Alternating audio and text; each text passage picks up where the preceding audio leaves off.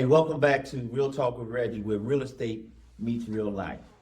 Billy, we want to come back to you, and I want to thank y'all because it's been excellent conversation and everything. What financing programs or incentives are attracting buyers in today's market? Well, we all know that one of the biggest obstacles that most home buyers, especially first-time home buyers, have is down payment. Right. Down payment amounts. Much to what most people think, down payment is not 20%, it's not 10%. Right. There are options out there that have 0% down payment loans. If you're a veteran, military veteran, or you're purchasing in a rural area, there's an incentivized program called USDA Rural Development Loan that actually has a 0 down payment requirement. Right. So, and the idea behind that, again, when you think about USDA Rural Development, Mm-hmm. the program is designed to help incentivize people to purchase homes in rural communities, right? So when you think about rural communities, here in our region, where do you think of, right? Yeah. You know, further away from the Beltway, the more likely you're going to find a property that might be eligible for a USDA loan. Right. But if you don't want to live in a rural area, which some people don't, a lot of people don't, Exactly. especially if you have to commute. We're back to commuting again, right? People work in the city, closer to the Beltway. Yes. They don't want to drive an hour and a half to work every day or an hour to work And for that traffic is crazy now. It is. Yeah. We're back to that. So Right. the other thing is we have down payment assistance programs, and there are a wide array of down payment assistance programs that are either federally funded, state funded, or even mortgage loan companies like ours. We have our own internal down payment assistance programs, as you know. So there are different loan programs out there that will help people to overcome that obstacle. And just for an average first-time home buyer, we see a lot of first-time home buyers going with FHA financing because that's a great program designed specifically to help first-time home buyers. Right. And with an FHA loan, it's a 3.5% down payment. Right. Well, the Maryland Mortgage Program, VHDA, DC Open Doors, they have down payment assistance programs that will offer the consumer anywhere from 3 to 5% to cover not just their down payment, but also some of their closing costs as well. And those are the more popular programs that we have. Now, two questions too. One, closing costs. What's the usual percentage for closing costs? Because some people don't. In a controlled interest rate environment, Right. 3% normally, because you can get an interest rate without having to pay points or discount points to buy down the rate. Right. But in today's current environment, where the rates are teetering between 6.5% and 7%, for the most part, we're seeing that closing costs are going to really round out to be about 4% on most transactions.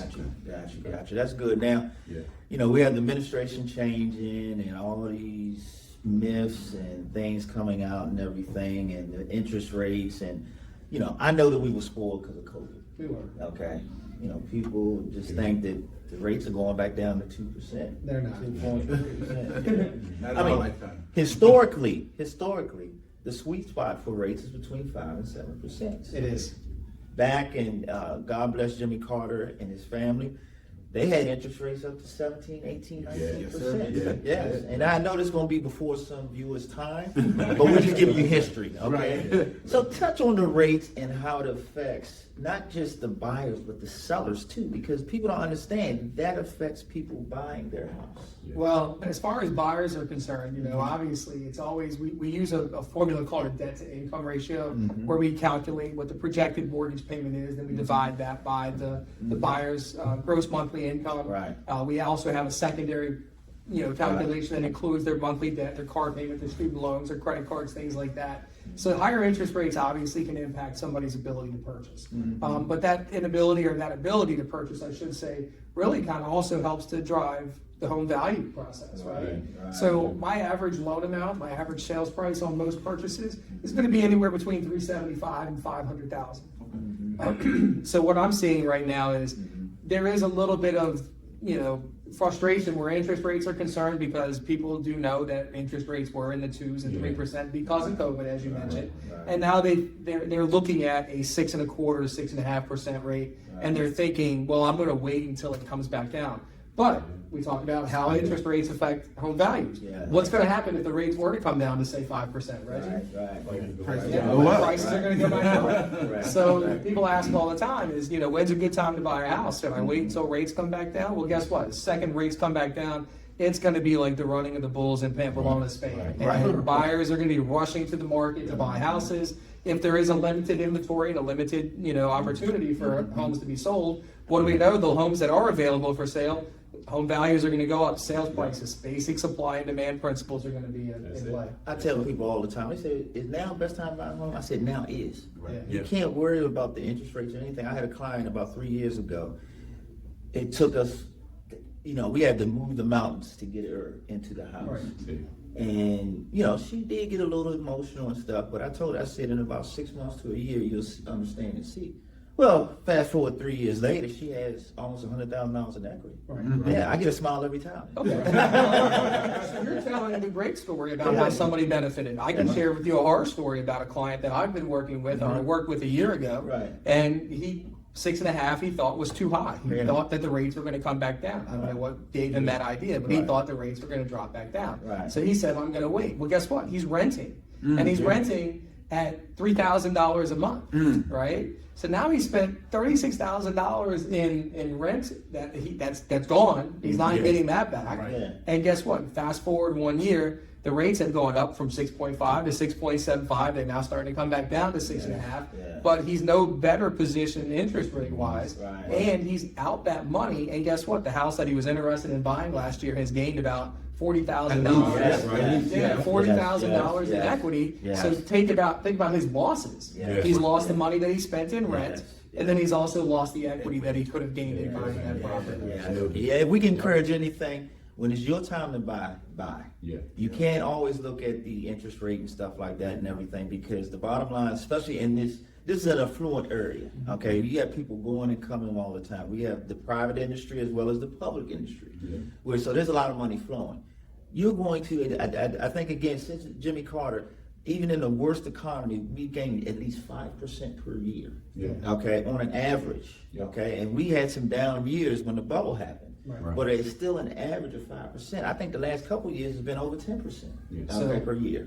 I talk to a lot of buyers and tell me all the time, they're like, well, I don't want to pull money from my 401k to buy my house. I don't want to touch my 401k. And I have to explain to them, like, your 401k and your house are both assets. Yeah. Right. Yes. And the last I checked, your 401k is not gaining 5%. Exactly.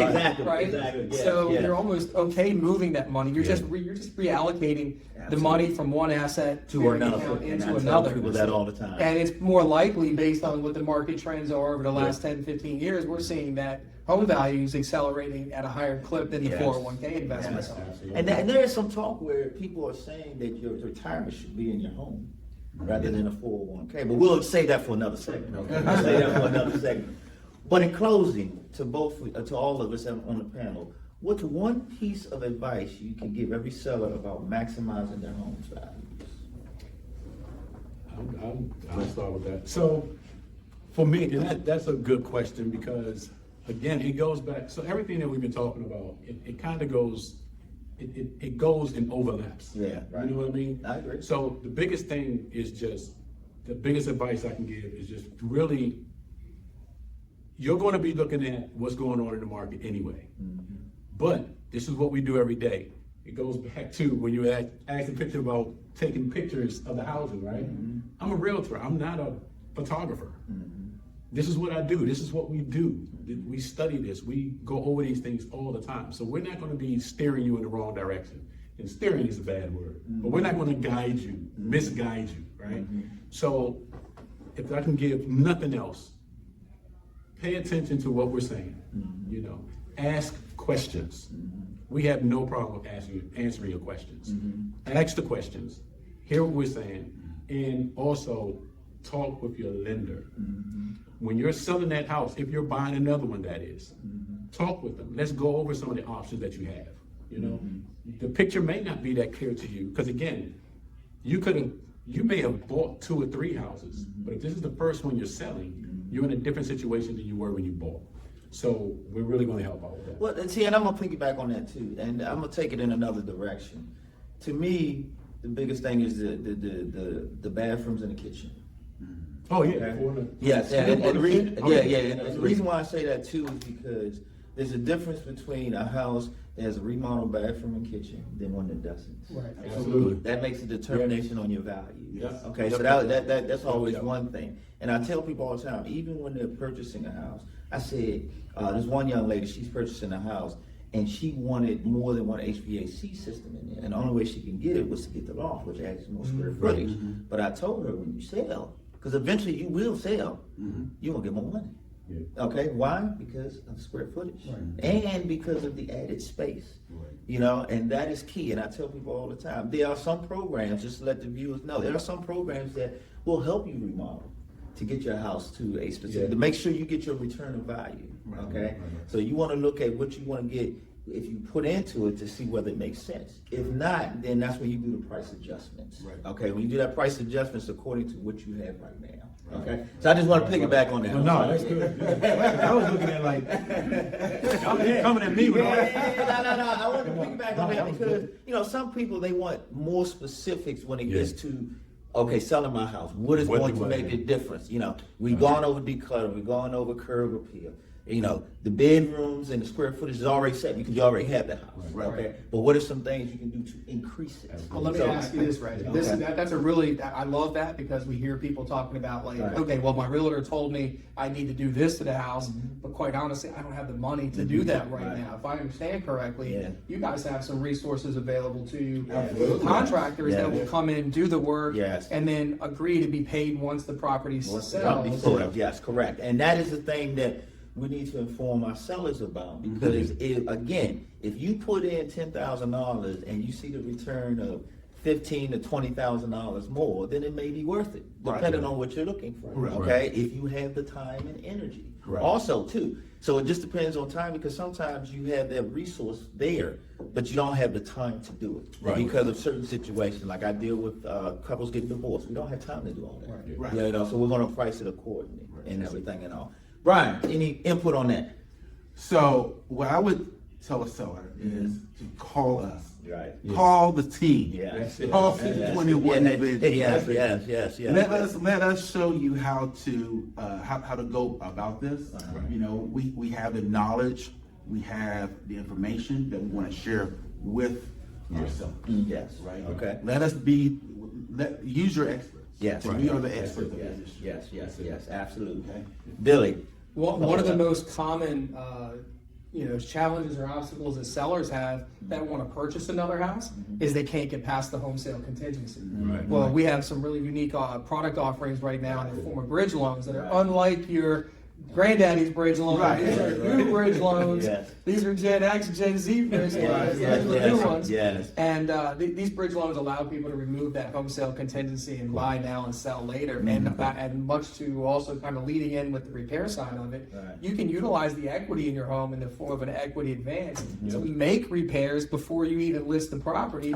That money would be collected when the property sells. So there's a lot of different opportunities through financing. So again, going back to what Brian says, you just got to reach out and talk to a professional and utilize the resources that they have.